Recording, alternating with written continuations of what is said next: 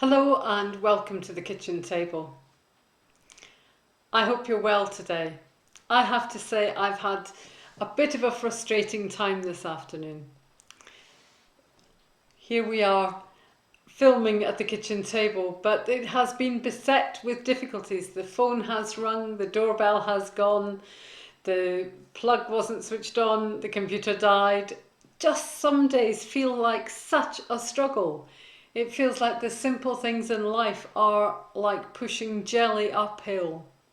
Do you ever have days like that?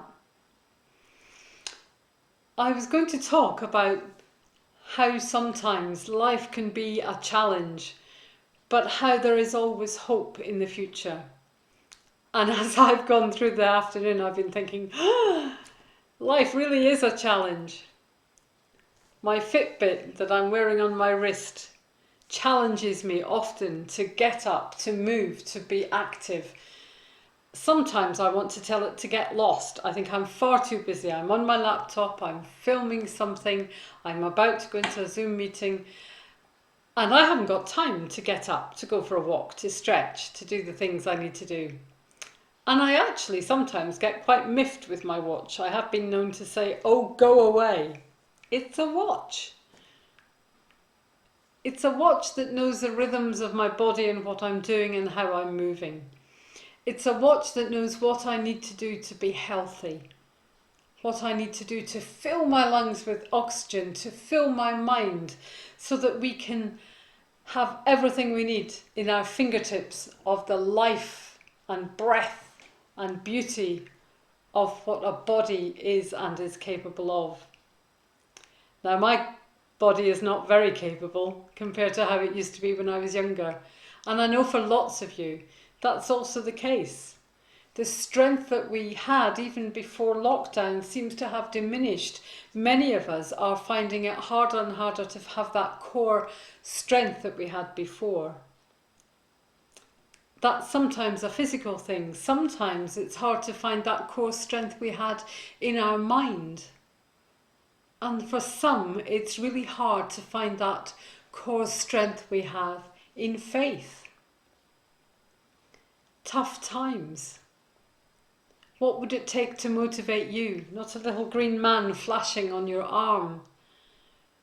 But what does it take to motivate us and to move us onwards and through these difficult times? I think that we are in just the right moment, poised, if you like, ready to dream big dreams, to reimagine our world, reimagine our church, reimagine ourselves, our lives, and to think about what we want from them. I think during this pandemic we've learnt a lot about what matters to us. We've learnt about how connected we are, how important touch is, how I long to hug people that I know, that just that warmth of welcome. A smile from 2 meters distance is a smile and important, but it's not the same as the connections that keep us going through life. We don't know how long it will be before we get back to the way things were. And in some ways, I hope we get back to the way things are, not the way things were. This is the moment to springboard into your future, into your dreams. What do you want from your town? What do you want to see as you walk around it? There are many beautiful places. There's a wonderful community here. But are we making the most of that? Are we working together fully as a community? Are the young people in the skate park connecting with the older generation? Are those of us who've got our heads down and are working, do we stop? Do we look? Do we listen to how others around us are feeling? Or do we just get back in and on that bicycle and riding away at whatever it is that we need to do, without stopping and taking stock? This year has been a time to take stock. for us in the Melksham Team Ministry, we've had an interesting time, shall we say. It's been a long time since we had a team rector, since Barry retired, and we are now in the wonderful position of being able to have a preferred candidate, somebody that we interviewed just yesterday. And once he and his family are able to come down and visit us in Melksham, we hope to be able to say, come and join us here. Bring your life, bring your mission, bring your energy into this town and join with us as we move forward out of this pandemic. I think that's really exciting, and I know that it will bring life and change and energy into our churches. I really hope the people who are in our churches are ready for life and change and energy, no matter what that looks like, and to know that this is a time of us relearning, reimagining, and looking forward. There are times when we read the Bible where it's very clear Jesus knew only too well that life could be really difficult, that there were dark moments, but there was always that potential for light breaking through, his light breaking through, and he walks with us into this new phase of our life. Of course, not everything is easy and not everything is sorted. And as we look around our world, we still see with alarming clarity that this global pandemic is devastating our world.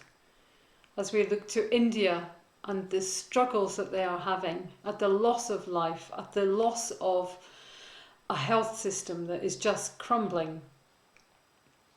We look to our own NHS and we are so thankful that it held the line, thanks to so many different things put in place to keep it safe, but it's really important that it sustained itself. But how do we help to build those things that are creaking in our society? Like the health service, already creaking before the pandemic and creaking still after it. How do we bolster that up? How do we show that the things that we care about, we want to make better? How do we do that in every aspect of community and life? How do we make sure our young people are able to flourish? How do we make sure that we are able to value and love the older members of our society who have got so much wisdom, so much to give?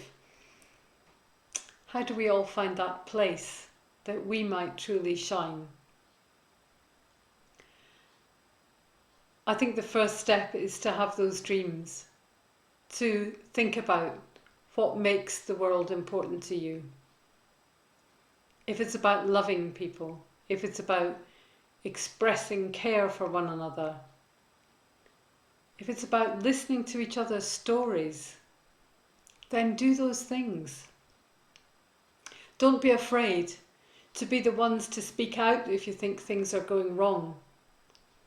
Be the ones to be the prophets of old, if you like, standing up and saying, wait, this is wrong.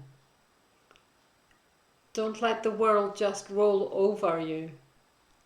Now's the time to dream and to stand up and say, today is our day. Today we make it different. Today we value everybody. Today we find the voice that we have had hidden. Exciting times. Scary times. But times that are poised to make a difference for a generation. So let's not go back to the old patterns. Let's create new ones. And we do that knowing that God is in the midst of it all. Jesus is there shining his light for each and every one of us. And I believe the Holy Spirit is there ready to guide us, nudge us, push us, help us on that journey.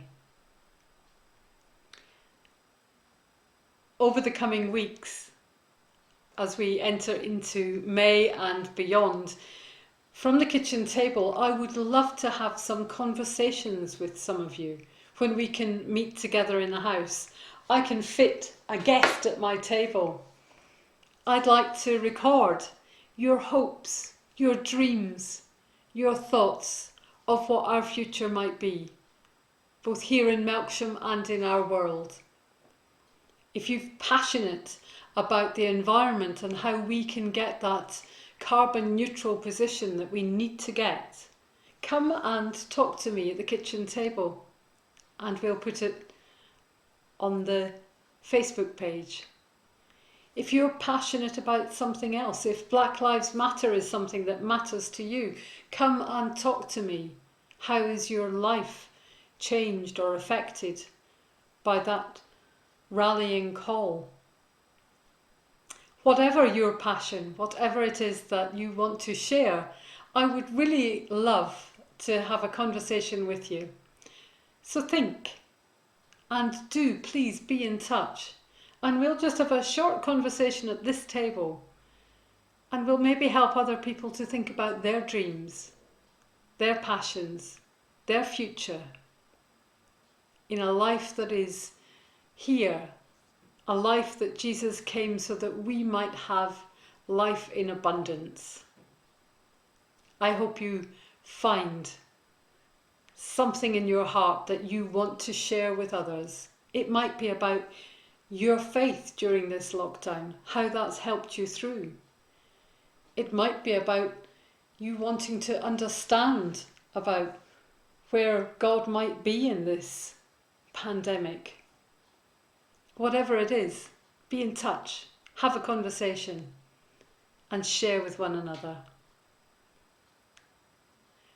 We'll be back at the kitchen table on Sunday. Church is open in St Michael's at 10:15 this Sunday and at St Andrew's at 10 a.m. I hope you are able to meet us. We will be masked and using sanitizer and socially distanced. So we will have to do things differently, but we do things praising God as we do it. To get in touch. Think about coming along and having a chat at the kitchen table. I can even stretch to making a cake and a cup of fresh brewed coffee if that's a good enticement. Be in touch. Stay safe. Dream big. And God bless. Bye for now.